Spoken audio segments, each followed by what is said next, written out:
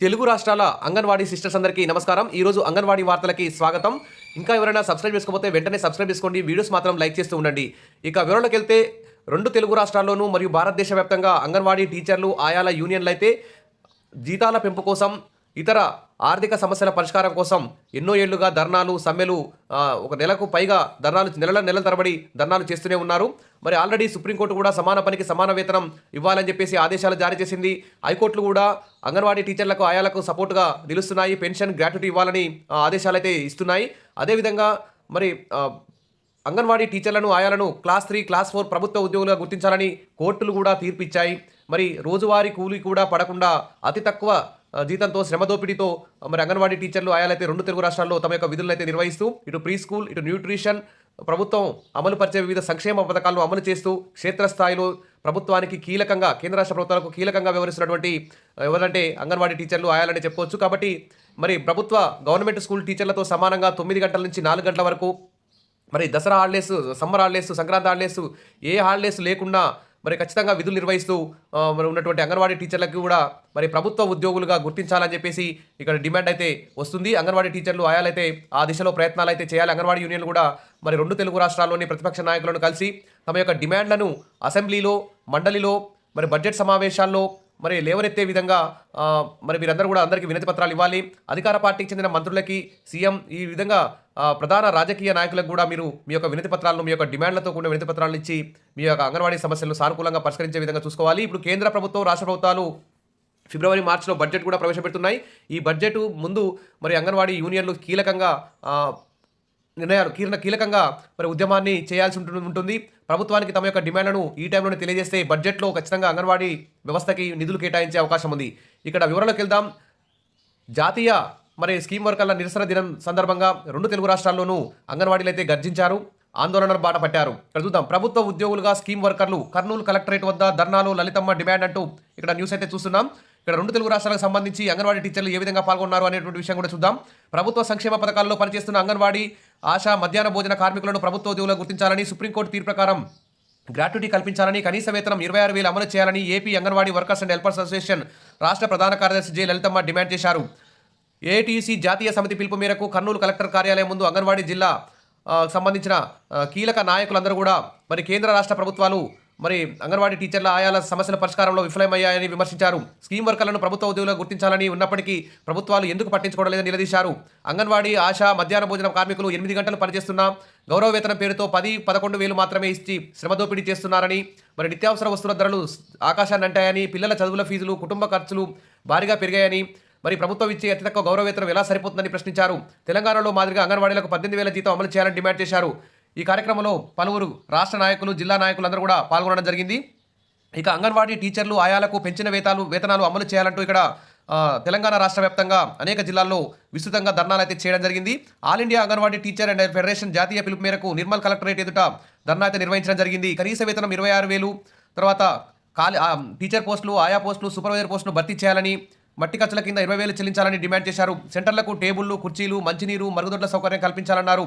మరి గురుకులాలు, హాస్టళ్లకు దాదాపు ఇప్పుడు 40% మెస్ బిల్లులు పెంచారు. అదేవిధంగా తెలంగాణలో మరి ఏపీలో కానీ ఎక్కడైనా సరే మెస్ ఛార్జీలు కూడా అంగన్వాడీలకు పెంచాలని చెప్పారు.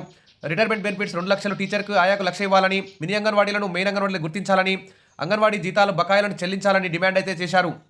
అదేవిధంగా ఇంకా కనీస వేతనం 26,000 ఇవ్వాలి అంటూ ఇక్కడ తెలంగాణ రాష్ట్ర వ్యాప్తంగా అనేక జిల్లాల్లో మరి ధర్నాలు అయితే చేయడం జరిగింది. సూర్యాపేట టౌన్లో కూడా ఐసీడీఎస్లో పనిచేస్తున్న అంగన్వాడీ టీచర్లు, హెల్పర్లకు కనీస వేతనం 26,000 ఇవ్వాలని అంగన్వాడీ టీచర్లు అయితే ఆందోళన చేపట్టారు. ఇక నల్లగొండలో కూడా ఐసీడీఎస్లో పనిచేస్తున్న అంగన్వాడీ టీచర్స్, హెల్పర్స్కు 26,000 వేతనం ఇవ్వాలని ఇక్కడ భారీ ఎత్తున ధర్నాలు అయితే చేయడం జరిగింది. ఇక మినీ అంగన్వాడీలు మెయిన్గా మార్చి గౌరవ వేతనం 9 నెలల నుంచి పెండింగ్లో ఉన్నాయని, తక్షణమే ఇవ్వాలని, అంగన్వాడీ టీచర్స్కి సూపర్వైజర్ ప్రమోషన్ ఇవ్వాలని చెప్పేసి ప్రభుత్వాన్ని అయితే డిమాండ్ చేశారు. ఇది తెలంగాణలో రాష్ట్ర వ్యాప్తంగా జరిగిన ధర్నాలు. ఇక వేతనాలు 18,000 పెంపు హామీ అమలు చేయాలంటూ ఇక్కడ చూస్తే అంగన్వాడీ హెల్పర్స్ ధర్నాలో సిపిఐ రాష్ట్ర కార్యదర్శి కూనంనేని అంటూ ఇక్కడ సాంబశివరావు ఇక్కడ అంగన్వాడీల పట్ల మద్దతు తెలియజేశారు. అంగన్వాడీ యూనియన్ల ధర్నాకి మద్దతు తెలిపారు. ధర్నాలో సిపిఐ రాష్ట్ర కార్యదర్శి, కొత్తగూడెం శాసనసభ్యులు కూనంనేని సాంబశివరావు పాల్గొని మాట్లాడారు.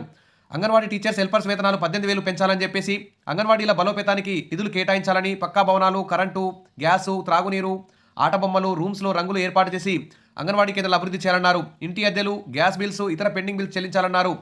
తర్వాత తక్షణమే అంగన్వాడీ టీచర్స్ హెల్పర్ సమస్యలపై ప్రభుత్వం సానుకూలంగా స్పందించి వేతనాలు వెంటనే అందించాలన్నారు. కేంద్ర ప్రభుత్వం బడ్జెట్లో ఐసీడీఎస్కు నిధులు పెంచాలని, అంగన్వాడీ సెంటర్స్ అభివృద్ధికి నిధులు ఇవ్వాలని, రాష్ట్ర ప్రభుత్వం బడ్జెట్లో నిధులు పెంచాలన్నారు. ఖాళీగా ఉన్న టీచర్ ఆయా పోస్టులు భర్తీ చేయాలన్నారు. ఇక 5G సెల్ ఫోన్లు ఇవ్వాలని, గ్రాట్యుటీ 15 లక్షలు, పెన్షన్ సదుపాయం, బీమా 15 లక్షలు, హెల్త్ కార్డులు ఇవ్వాలన్నారు. ప్రతి నెల నూనె, పప్పులు, గుడ్లు నాణ్యమైనవి అందించాలన్నారు. ఇక ప్రతి సమస్యనే నేను మండలిలో లేవనెత్తుతాను, అంగన్వాడీలకి సపోర్ట్ చేస్తాను అంటూ ఇక్కడ ఎమ్మెల్యే గారు ప్రకటించడం ఒక గుడ్ న్యూస్ అని చెప్పుకోవచ్చు. ఈ విధంగా 2 తెలుగు రాష్ట్రాల్లోనూ ప్రతిపక్ష రాజకీయ నాయకులందరికీ, ఎమ్మెల్యేలందరికీ కూడా మీరు వినతి పత్రాలు ఇవ్వండి. అసెంబ్లీలో, మండలిలో అంగన్వాడీ టీచర్ల ఆయాల యొక్క సమస్యలను చర్చించడానికి ఒక అవకాశం దక్కుతుంది. వచ్చే బడ్జెట్లో ఖచ్చితంగా నిధులు కేటాయించడానికి అవకాశం దొరుకుతుంది. ఇక అదేవిధంగా అంగన్వాడీ సమస్యలు పరిష్కరించాలంటూ ఇక్కడ మహబూబాబాద్ నుంచి ఇక్కడ ఈ న్యూస్ అయితే రావడం జరిగింది. ఇక సమ్మెకాలపు వేతనాలు చెల్లించాలని, పెండింగ్లో ఉన్న అన్ని బిల్సు, ఖాళీగా ఉన్నటువంటి టీచర్ పోస్టులు భర్తీ చేయాలని చెప్పేసి ఇక్కడ మహబూబాబాద్ జిల్లా నుంచి నాయకులైతే ఇక్కడ కలెక్టర్కి వినతి పత్రం అందించడం జరిగింది. అదేవిధంగా ఆదిలాబాద్ జిల్లా నుంచి కూడా అంగన్వాడీ ఉద్యోగుల నిరసన అంటూ ఇక్కడ 2 తెలుగు రాష్ట్రాల్లోనూ భారీ ఎత్తున అంగన్వాడీలు ధర్నా అయితే చేయడం జరిగింది. ఇక కనీస వేతన సలహా మండలి నూతన కమిటీ, ఇక తెలంగాణలో కానీ 2 తెలుగు రాష్ట్రాలను భారతదేశ వ్యాప్తంగా కనీస వేతన సలహా మండలికైతే కమిటీలు అయితే ఏర్పాటు చేస్తున్నారు. దానిలో భాగంగా తెలంగాణలో అయితే నూతన మండలి అయితే కనీస వేతనాల మండలికి ఒక కమిటీని అయితే ఏర్పాటు చేశారు. 10 మంది సభ్యులు ప్రమాణ స్వీకారం చేశారు. మరో 2 విదేశాల్లో ఉన్న కారణంగా వారు ప్రమాణ స్వీకారం చేయలేకపోయారు. కాబట్టి ఈ కనీస వేతనాల సలహా మండలి అసలు ఏ ఉద్యోగులు ఎంత జీతం పొందుతున్నారు, ప్రస్తుతం పెరిగిన ధరలకు అనుగుణంగా వారు జీతాలు పొందుతున్నారా లేదా, వారి జీవితం సవ్యంగా సాగుతుందా లేదా, ఆర్థిక భారంతో మరి తమ యొక్క విధులు ఖచ్చితంగా నిర్వహించలేరా అనేటువంటి అంశాలని ప్రభుత్వానికి ఈ కనీస వేతన సలహా మండళ్ళు ప్రభుత్వానికి రిపోర్ట్ అయితే ఇవ్వాల్సి ఉంటుంది. ఇక్కడ చూస్తే అంగన్వాడీ టీచర్లు ఆయాలు పని భారం అయితే ఎక్కువ ఉంది, జీతాలు తక్కువ ఉన్నాయి. కాబట్టి ఈ కనీస వేతన సలహా మండలి మరి అంగన్వాడీ టీచర్ల ఆయాల జీతాలు పెంచాలని చెప్పేసి ప్రభుత్వానికి మరి సూచన కూడా చేయాల్సి ఉంటుంది. ఎందుకంటే వారికి చాలా సమస్యలు ఉన్నాయి. ఇక కనీస వేతన సలహా మండలిలో కూడా మరి సభ్యులను అధికార పార్టీకి చెందిన వారు కాకుండా ప్రతిపక్షాలకు చెందినటువంటి సభ్యులను కూడా కనీస వేతన సలహా మండలిలో నియామకం చేస్తే వారు ఇలా శ్రమదోపిడికి, తక్కువ వేతనంతో పనిచేస్తున్నటువంటి వారి పట్ల సపోర్టుగా మాట్లాడి వారి యొక్క ఆర్థిక సమస్యలు పరిష్కారానికి, జీతాల పెంపుకు సంబంధించి ప్రభుత్వానికి సూచనలు చేసే అవకాశం ఉంటుంది. కాబట్టి కనీస వేతన సలహా మండలిలో ప్రతిపక్షాల వారికి కూడా చోటు కల్పించాలని చెప్పేసి అందరూ కూడా డిమాండ్ చేస్తున్నారు. సరే, ఏది ఏమైనా నిన్న జాతీయ నిరసన దినం సందర్భంగా అంగన్వాడీ టీచర్లు ఆయాలైతే 2 తెలుగు రాష్ట్రాల్లో గర్జించారు. కలెక్టరేట్ల వద్ద, మండలాల వద్ద, ఆఫీసుల వద్ద భారీ ఎత్తున ధర్నాలు అయితే నిర్వహించి దీన్ని నిరసన దినాన్ని అయితే విజయవంతం చేశారు. ఖచ్చితంగా అంగన్వాడీ టీచర్లది గొంతెమ్మ కోరికలు అయితే ఏమి కావు. వారి న్యాయమైన డిమాండ్లు ఎన్నికల హామీల్లో తెలంగాణలో కానీ, ఏపీలో కానీ జీతాలు పెంచుతాం, అంగన్వాడీలను ఆదుకుంటామని చెప్పేసి ఎన్నికల హామీలు ఇచ్చారు. మరి పెన్షన్, గ్రాట్యుటీ, తర్వాత కనీస వేతనం అమలు చేస్తామని ఎన్నికల హామీలు ఇచ్చారు. కాబట్టి ఆ హామీలనే నెరవేర్చమని అడుగుతున్నారు. ఇటు జనవరి 15న ఏపీ క్యాబినెట్ సమావేశం జరుగుతుంది. ఆ క్యాబినెట్ సమావేశంలో ఖచ్చితంగా అంగన్వాడీ టీచర్ల ఆయాల జీతాల పెంపు సంబంధించి చర్చ జరపాలి. తెలంగాణలో కూడా ఐసీడీఎస్ మినిస్టర్ సీతక్క గారు అయితే హామీ ఇచ్చారు, జీతాలు పెంచుతామని చెప్పేసి. దానికి సంబంధించి కూడా 2 తెలుగు రాష్ట్రాల్లోనూ మరి జీతాలు పెంచాలని చెప్పేసి ఆశిద్దాం. ఇక అంగన్వాడీకి సంబంధించి ఖాళీ పోస్టులు, ఏపీలో పెండింగ్లో ఉన్న 164 సూపర్వైజర్ గ్రేడ్ 2 పోస్టులను కూడా రిజర్వ్లో ఉన్న తీర్పుని వెలువరించి వెంటనే భర్తీ చేయడానికి ఏపీ ఐసీడీఎస్ మంత్రి, ఐసీడీఎస్ అధికారులు కృషి చేయాలని చెప్పేసి కోరుకుందాం. తెలంగాణలో కూడా మరి ఖాళీగా ఉన్న సూపర్వైజర్ పోస్టులకు వెంటనే నోటిఫికేషన్ వేయాలని చెప్పేసి కోరుకుందాం. Wish all the best. మరిన్ని అప్డేట్స్ కోసం మన ఛానల్ని ఫాలో అవుతుండండి. వీడియోస్ అయితే లైక్ చేస్తూ ఉండండి, సబ్స్క్రైబ్ చేసుకోండి. Thank you.